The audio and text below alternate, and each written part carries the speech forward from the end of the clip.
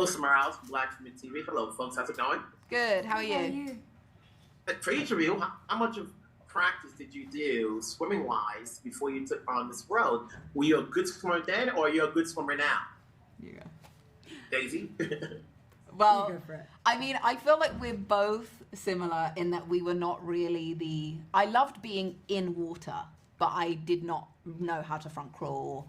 I didn't do lengths. I just like plopping in a pool and laying there. So it was really a discovery from the January where we started training to the March where we started filming.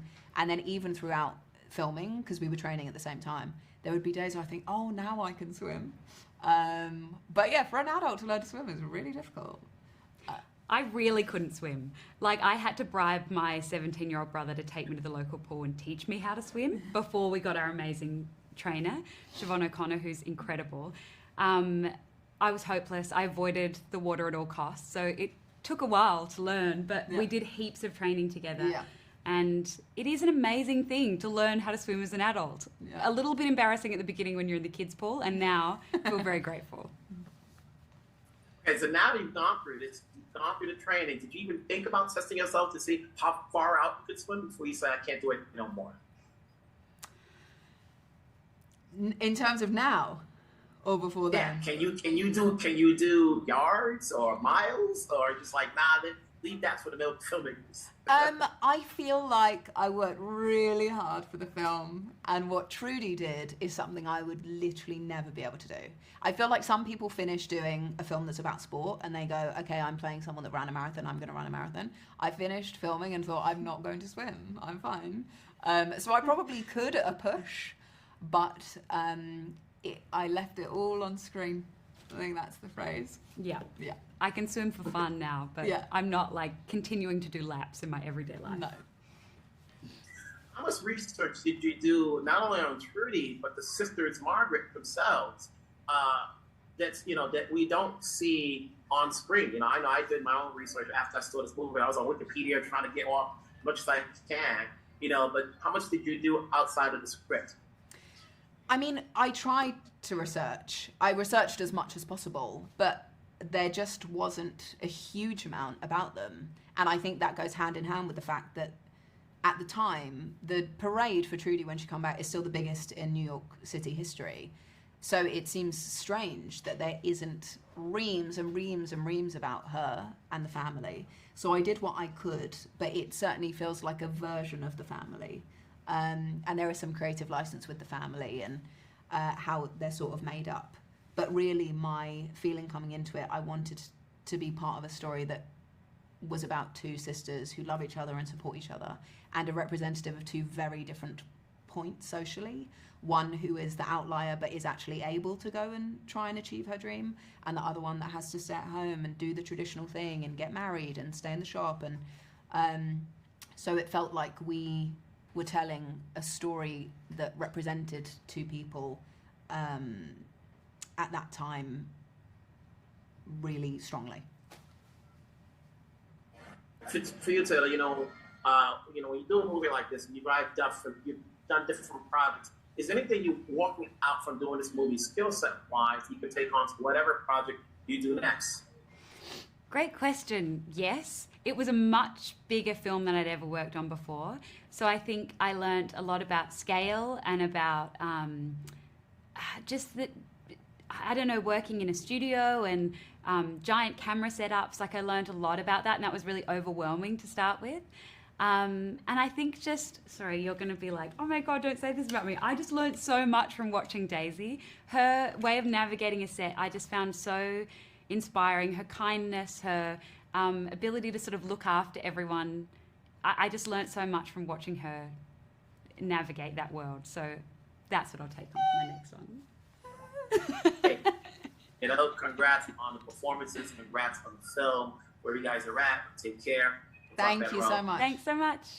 Morales from Black Women TV. Hello, Mr. Bruckheimer. How's it going? Good. How you doing today? Good. Believe it or not, one of my earliest interviews that I did in my career was talking to you for Coyote Ugly. Oh my God, that's and you're still around after talking to me. They didn't blackball you, huh? It's like definitely been around a long time. Okay. Honestly, it's great to talk to you again. so many projects that you do. What led you to take on this project? Well, it's an inspirational story. It's about women empowerment, and it's very emotional. It's about a girl who took on all these triumphs and swam the English Channel, first person, female ever to do it. And there was only 5 men who did it before her. Can you imagine that? And she beat their record by 2 hours. It's such a great story. And she got forgotten in time. I like to tell stories of people who should be remembered that have gotten lost. Remember the Titans was about those 2 coaches. Glory wrote about another coach and those kids. Same thing with Black Hawk Down, about those 18 men who died. They'll never be forgotten. And Trudy will not be forgotten now because of this movie. You know, you take on a story, and obviously, when I saw it, the first thing I'm doing is going to Wikipedia to see, how much of what I saw is true. And, when you're doing a cinematic version of the story, I'm sure there's liberties that need to be taken. How much of a challenge is it to throw in the liberties? You can't throw everything in there. You have to composite characters, and for the sake of making this an entertaining 2-hour film. Yeah, I think you have to, get the essence of it, and that's what we did. We got the essence of her journey and her family life. It's really a love story between her and her sister, and all the things they overcame apart and together. Mm-hmm. And then you have Daisy. We've seen her work for what she's done in the past. For you, what led you to make her the right choice to play Trudy? It's nice to have a terrific actress. Let's start there. She's a great actress. You can see that she's very physical from the Star Wars movies she's made, and the fact that she really wanted to do this. She trained for 3 months with Olympic swimmers. She was waterlogged all the time, swam in really freezing water, and really she's an inspiration to all of us for what she went through to get this movie made. The thing about watching a movie that's based on fact, and we know what the end outcome is, it's a matter of executing the middle part of it. It still keeps us involved and entertaining. When you know what the end result is, how do you, what's the challenge of keeping it entertaining? Is it the story? Is it the characters? Or is it just watching her in the water and seeing, the adversity that she has to go through, that she did go through, at least, a real life person.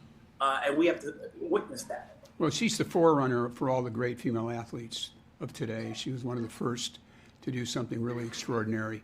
And everybody kind of follows Trudy's path, having to overcome adversity to get where they ended up being and have a huge triumph. So that's a story I think everybody can relate to. The fact we're family life, the fact that women weren't supposed to be in the water and they're not supposed to be able to swim. So at every turn, she was stopped. And people always like to see movies about people who overcome obstacles because they have obstacles in their life and they have to overcome them too. And it just shows you the power of the will and the power of determination. And this young girl had that. She held records. She had like 50 swimming records. She won an Olympic gold medal, and the Olympics were in Paris when she did it. Now they're in Paris again. She won 3 bronze medals. It's kind of interesting that we got the movie coming out in the exact time when the Olympics are. I just want to say congrats on obviously getting this story out. I know you've got another Bad Boys coming out, so there's never a year without a Bruckheimer production, whether it be on a big screen or a small screen, so keep it going. Congrats again. Yeah, we have another Beverly Hills Cop coming too. So we got Eddie Murphy. So there's a trifecta and more. Yeah, we keep going. Shows me. Keep it going. Take care. Thanks for seeing me. Wilson Morales from Black Community TV. Hello, Joachim. How's it going? Hello, hi. Nice to see you. Good. Yes.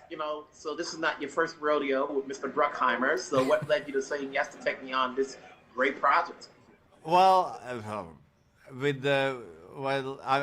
I just feel so lucky to be working with Jerry Bruckheimer.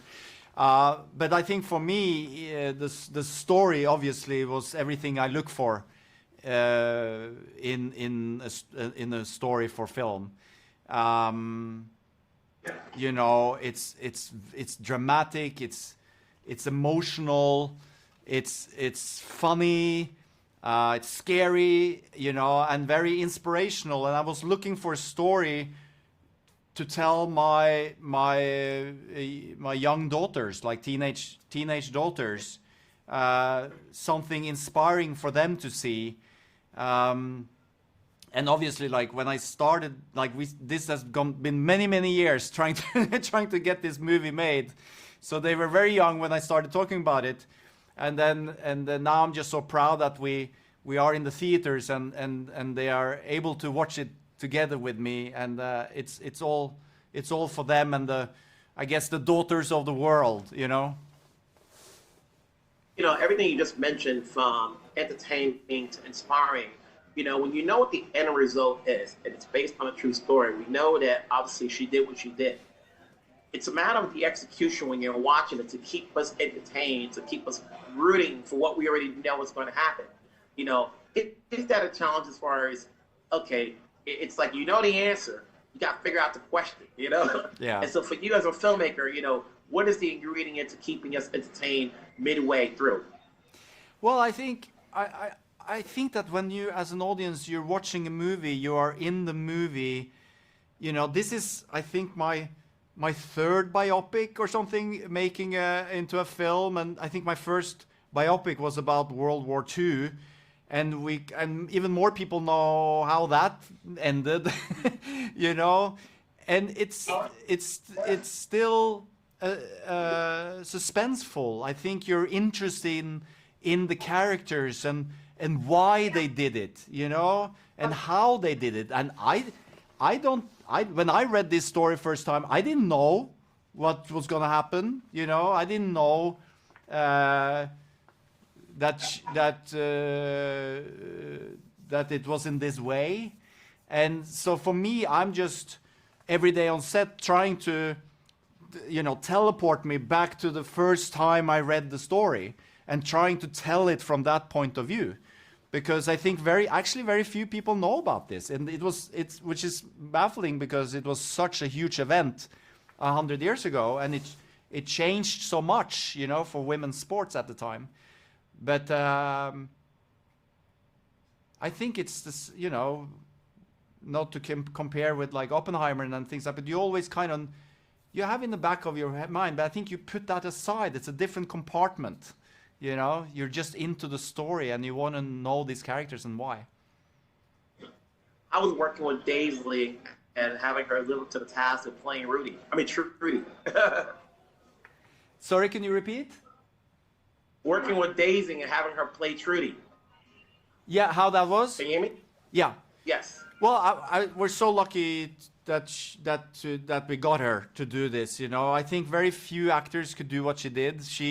And I was very clear with her from the beginning. I said, I want to do this in the real ocean, and I want to do this, you know, out there in the elements. And you know, she said yes. But then, of course, in the back of my mind, I was always thinking, yeah, right, you know, I hope she's committing to that. And then she went on to train for months and months, open water swimming. And we got out there and we shot for weeks and weeks. And she was in 60, 61 degree water until her lips were blue, you know, and never complained. Always like jumped in, did it again. And I couldn't even use, like, of course we have stunt swimmers and stuff like that, but I didn't want to use them because Daisy had such a strength to her strokes. So I kind of saw it in camera every time it was not her. So I just ended up using her for everything, even the wide shots, you know, where there's no way to see her face.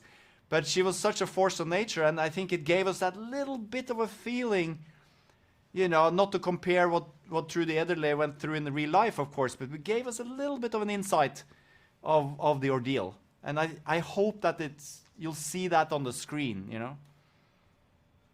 You know, there's so much product these days in terms of what's in cinemas, what's on streaming, what's on cable. You know, every week there's a lot of new stuff. What's going to get an audience to come out to see Young Women and the Sea? Well, I think it's always important to know your history, but I don't think that's why people go and watch. It's a gripping, emotional, inspirational story. With you know, some pretty amazing things in it.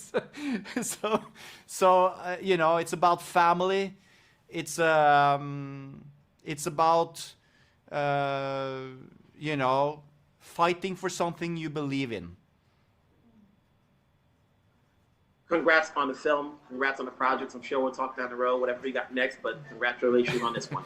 Great. Take care. Thank you so much.